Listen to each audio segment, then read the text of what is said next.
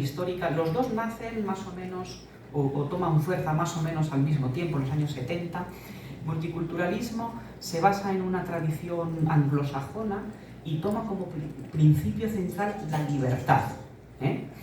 Sin embargo, la interculturalidad nace más o menos en el mismo periodo en Francia como respuesta a la grave situación que vivían los inmigrantes en esos momentos, y lo que toma como principio central no es la libertad, sino que es la igualdad. Ambos modelos buscan la integración, o sea, el objetivo es el mismo, que las personas estén bien integradas, pero los métodos son diferentes. Cuando hablamos de interculturalidad, cuando hablamos de convivencia entre distintas comunidades culturales, siempre surgen determinadas cuestiones, determinadas problemáticas. Una de ellas, muy clara, es ante una colisión de derechos, algo que ocurre muy a menudo en derechos humanos, que dos derechos colisionan entre sí, ¿qué debe prevalecer? ¿Debe prevalecer el derecho de una cultura a ser respetada como cultura? Y por lo tanto ahí nos situaríamos en el relativismo cultural, ¿o debe prevalecer el individuo? Por ejemplo, si un determinado precepto de una determinada cultura supone una transgresión de los derechos de una persona en concreto, por ejemplo, los tenemos en todas las culturas, Por ejemplo, podríamos hablar de la práctica de la ablación. Es un precepto cultural, pero que atenta con los derechos de personas en concreto. Y para no poner ejemplos, digamos, muy concretos y que creo que podrían ser objeto de estigmatización, pondré un ejemplo de cualquier sociedad como las nuestras, ¿no? Como podrían ser en cualquier país, como en cualquier país del mundo, aquí en Brasil, en Alemania, en Estados Unidos, en Italia, en mi país, en España. Hasta no hace muchos años, una mujer, para poder acceder a un puesto de trabajo, debía acreditar el permiso paterno o de su marido. Pues otro ejemplo, ¿no? Entonces, en casos como estos, la respuesta es que la cultura debe ser respetada y por lo tanto pues no hay nada que decir, o nuestra respuesta es que lo que debe prevalecer son los derechos de la persona. Pues desde el punto de vista del derecho internacional y desde el punto de vista de la doctrina en materia de derechos humanos, lo que debe prevalecer, lo que debe estar en el centro es la persona. Por lo tanto, siempre que un precepto cultural atente contra los derechos básicos de una persona, los derechos de esa persona deben ser protegidos. Con esto hay que tener cuidado también, porque esto no nos puede llevar a una estigmatización de esa cultura. Es decir, cuando un determinado precepto cultural atenta contra los derechos de la persona, lo que debe ser corregido es ese precepto cultural en concreto, pero eso no invalida a la cultura en su conjunto, entre otras cosas, porque como acabo de decir, todas las culturas hemos tenido y seguimos teniendo determinados aspectos que, si los analizamos bien, resultan o pueden propiciar situaciones lesivas contra personas. Por lo tanto, todas las culturas estamos en constante renovación y en constante proceso de perfeccionamiento. Por lo tanto, no debemos estigmatizar, debemos corregir lo que no es coherente con los derechos humanos, pero nunca estigmatizar. ¿Por qué? Hasta aquí la justificación. Ahora, ¿por qué he comenzado diciendo que la doctrina en materia de derechos humanos, los textos internacionales apuestan por la interculturalidad? Pues voy a tratar de mostrar algún ejemplo concreto con los propios textos. Si nos vamos a la Convención sobre la Protección y la Promoción de las Expresiones Culturales del año 2005, una convención del año 2005 ratificada en el año 2007 en el seno de la ONU, se dice que la interculturalidad es una interacción equitativa entre diversas culturas y que se basa en una actitud de respeto mutuo. El artículo 2.1, muy interesante, dice: solo se podrá proteger y promover la diversidad cultural si se garantizan los derechos humanos y las libertades fundamentales. Por lo tanto, nadie podrá invocar las disposiciones de esta convención para atentar contra los derechos humanos y las libertades fundamentales proclamados en la Declaración Universal de los Derechos Humanos, ni tampoco para limitar su ámbito de aplicación. Por lo tanto, creo que está dejando muy claro que la respuesta está siempre en el universalismo cultural. La persona debe estar en el centro. En el caso de mi país, de España, pues también tenemos referencias. El Plan de Derechos Humanos dice claramente que se debe apostar por la convivencia y la ciudadanía intercultural dentro de la sociedad española. Apuesta además, incluye la variable de género, cuando dice que se debe erradicar la violencia contra las mujeres y contribuir a la igualdad verdaderamente efectiva entre mujeres y hombres, hombres y mujeres. El informe sobre la situación social de inmigrantes y refugiados nos dice que no caben interpretaciones relativistas ni culturalistas, es decir, la persona debe ser protegida. Habla también de la necesidad de educar desde y para la igualdad, anteponiendo la dignidad y los derechos a otro tipo de elementos como pueden ser tradiciones culturales o de otro tipo. Bien, ¿qué tiene que decir la educación intercultural ante eso? Pues la educación intercultural se basa en 4 principios muy claros y muy concretos. En primer lugar, la valoración de la diferencia como enriquecimiento. La diferencia puede generar problemáticas, pero esas problemáticas se resuelven y lo que obtenemos es enriquecimiento. En segundo lugar, la promoción de la igualdad de oportunidades. En tercer lugar, superar el racismo, la interculturalidad. Una de las ventajas que tiene es que cuando una sociedad es verdaderamente intercultural, se supera el racismo. Y en cuarto lugar, la competencia intercultural, que las distintas culturas sean interdependientes, pero también autónomas y que tengan todas el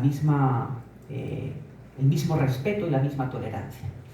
Bien, hay 2 autoras españolas, sí, Raona y Morales, que nos hablan de una serie de carencias que se presentan en el alumnado inmigrante. En primer lugar, que se aglutinan en etapas posobligatorias, tienen un mayor índice de fracaso escolar, más dificultades socioeconómicas para desarrollar sus estudios, a veces se concentran en determinados centros y existen diferencias según la administración que las gestione. Proponen una serie de medidas relacionadas con la acogida, con la diversidad lingüística y cultural, con la atención a la familia, la formación de los profesores. Los profesores deben ser formados en educación intercultural. Eso es algo necesario. Apuesta también por la participación de las familias en las escuelas, la formación de los educadores en atención a población inmigrante, una distribución equitativa del alumnado inmigrante en los distintos centros para que puedan ser acogidos en condiciones de calidad, medidas de prevención para los colectivos desfavorecidos, capacitación lingüística, entre otras, mayor autonomía de los centros y el fomento de la enseñanza por competencias. La mediación en el modelo intercultural es una modalidad de intervención que se centra en la multiculturalidad significativa. ¿Para qué? Para prevenir, para resolver y para producir mecanismos que mejoren la convivencia intercultural. La mediación puede ser de varios tipos. Puede ser preventiva, para prevenir conflictos interculturales. Puede ser rehabilitadora, para cuando ese conflicto se ha producido, rehabilitarlo, resolverlo y, digamos, compensar por el agravio. Y, muy interesante, debe ser creativa. Es decir, cuando se ha producido un conflicto intercultural, una vez que se resuelve, eso tiene que dar como resultado un mecanismo que evite que ese agravio vuelva a producirse. Y de esta manera la sociedad será cada vez mejor, porque se habrán articulado mecanismos para que la convivencia sea cada vez más fluida. Por lo tanto, bueno, creo que es ineludible una buena gestión de la diversidad cultural, y creo que por todos los motivos que he expuesto, el modelo intercultural es el más provechoso para conseguirlo. Y quiero ir terminando mi intervención hablando de la Agenda 2030, de los Objetivos de Desarrollo Sostenible, que mi colega ha hablado antes de ellos, ¿verdad? El objetivo número 4 se centra en una educación inclusiva y de calidad, las dos cosas al mismo tiempo. Pretende conseguir una educación a nivel mundial, en el plano mundial, que sea inclusiva y al mismo tiempo de calidad. Este es un objetivo muy necesario, muy urgente. Sin embargo, los datos nos dicen que estamos muy lejos de conseguirlo. Y voy a dar alguno de ellos. Creo que a mí, al menos, cuando investigando llegué a estos datos, a mí me impactaron. Realmente quedé impactado con ellos. Uno de estos datos. Existen ahora mismo en el mundo 57 millones de niños sin escolarizar. Y eso que estamos en una tasa del 91%. El grado de escolarización es muy grande, es inmenso, es casi universal. Pero si, estando en el 91%, todavía hay 57 millones de niños sin escolarizar. Más de la mitad de estos niños sin escolarizar están en África subsahariana y en países en conflicto, las dos cosas. 617 millones de personas se encuentran sin alfabetizar. A mí este dato es el que más me sorprendió de todos. Más del 55% de los estudiantes de todo el mundo, en el plano global, no estoy hablando de un país, no, en el plano global, más del 55% de los alumnos ahora mismo no tienen conseguidas las competencias básicas, fundamentales, en lengua, en el plano lingüístico y en el plano matemático. Y fijémonos en que de ese 55%, un tercio no asiste a la escuela. Por lo tanto, hombre, una persona que no asiste a la escuela, es lógico que no tenga las competencias mínimas. Eso todo el mundo lo entiende. Lo que a mí me resulta mucho más difícil de entender es que hay 2/3 que sí asisten a la escuela, pero la escuela no les está sirviendo para conseguir las competencias básicas. Por lo tanto, creo que este dato es un fundamento, un argumento indiscutible de que necesitamos una educación inclusiva. Porque la escuela ahora mismo no está sirviendo para llegar ni siquiera a la mitad de la población. Bueno, hay una serie de datos, creo que bastante relevantes, etcétera. Los pongo a disposición del auditorio, pero por razones de tiempo, una vez dicho esto, quiero mencionar el informe de seguimiento de los Objetivos de Desarrollo Sostenible dice que es necesario reorientar los esfuerzos para mejorar los resultados del aprendizaje. Save the Children recomienda tomar medidas que aseguren que todos los niños y niñas realmente accedan a esta educación inclusiva en condiciones de calidad. El ACNUR puso en marcha una estrategia de aprendizaje conectado con la pandemia que sigue vigente, que trata de poner a disposición recursos para fomentar la alfabetización. Y concluyo con unas pequeñas consideraciones. En primer lugar, creo que se ha avanzado mucho desde el año 2000 hasta ahora, realmente se ha avanzado mucho, pero las cifras siguen siendo las que son. No está siendo suficiente. Creo que el sistema educativo, ahora mismo hay muchas personas que están fuera del sistema educativo y también hay muchas personas que estando dentro, no les está dotando de las capacidades necesarias. Por lo tanto, creo que se le debe dar un enfoque más inclusivo para resolver esta cuestión. Es cierto que las mayores desigualdades se centran en regiones muy concretas, África subsahariana y Asia oriental. Creo que es necesario también un cambio en la metodología.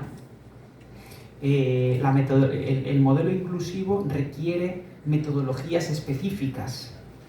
El aprendizaje cooperativo, el aprendizaje por proyectos, aprendizaje servicio, etcétera, etcétera. Metodologías que fomenten una educación inclusiva. Y creo que esto es importante, la cuestión cualitativa. Y creo que la falta de compromisos vinculantes por parte de los Estados es un gran lastre, pero con la educación ocurre como ocurre con otros grandes problemas que hay en materia de derechos humanos, que las soluciones tienen que ser globales, no vale soluciones localistas, regionalistas. Debemos alcanzar soluciones globales porque los problemas que tenemos son globales.